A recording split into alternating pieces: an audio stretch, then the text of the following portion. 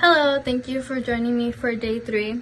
Now, when going into day 3, by now you have already constructed a small kind of paragraph, or maybe like a whole paragraph for your speech, and what type of food you're choosing, and like what side, if you think they're bad or good, or whatever you may have chosen, as long as it's specific and you have a very specific side to support. Now that you got that down, ask yourself some questions that would help your speech flow better, or to progress further, try to input more of yourself in the speech, such as emotion with more commentary, if you have not done that already. In my opinion, the best way to describe this is like writing an essay while you expand the significance of your points. So if when you're writing an essay, you have the introduction, and then you have I'm mainly focusing on the body paragraphs. When you have the body paragraph, you have the topic sentence, then maybe some like context sentence, and then you have your evidence, and then you have your commentary, why is this, like basically answering why is this evidence important, and how does it why does it support your claim / or topic sentence, like how does it relate to that. So when you look at the presentation, it's going to ask you very similar questions like, is the language academic? Is there transitional words?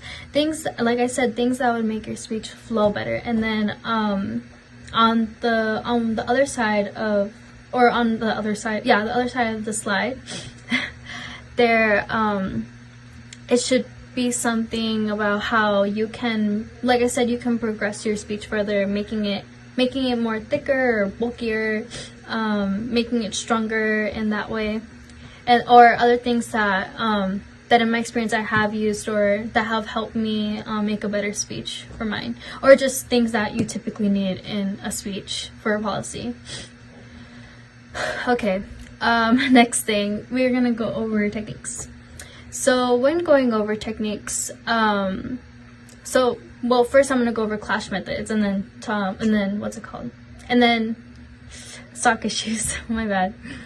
Okay, so going over the clash methods, it's it's more of finding a way around their speech.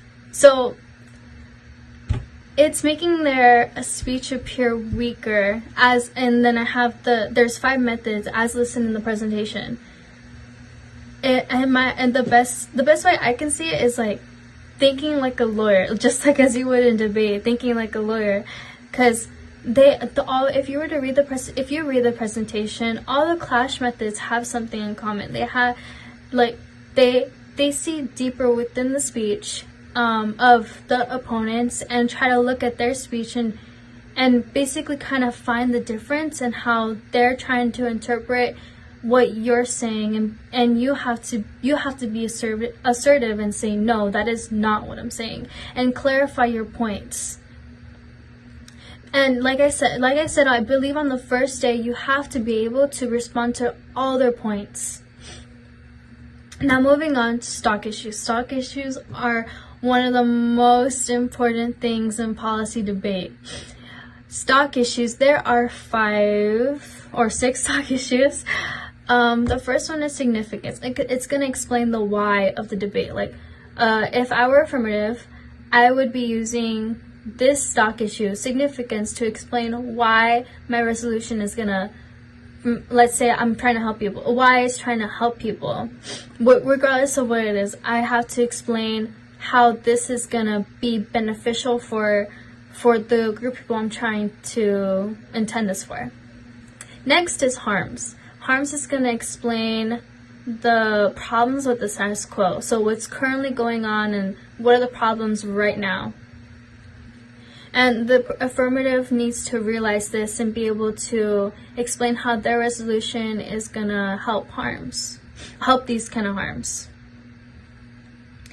And then next comes inherency. There's 3 types of inherency: structural inherency, attitudinal inherency, and then existential inherency. Excuse me. This refers to the cause of the status quo, and basically explaining why the harms are not being solved already.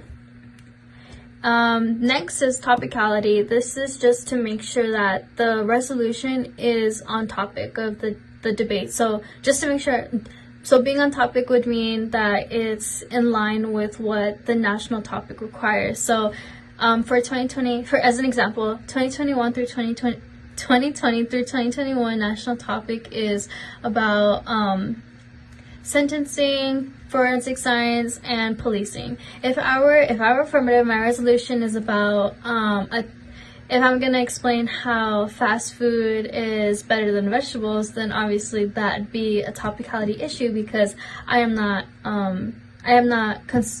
concerning myself with the national topic. Next will be solvency. This just explains the advantages of the affirmative plan in being able to solve the harms of the status quo. And then lastly, justification is just going to go over, this typically it just explains who should be involved in this, and does the case and the plan justify the resolution. So when thinking of who should be involved, it can be like the state, the US, or the UN, things like that. So yeah. But that's all for day 3. Thank you.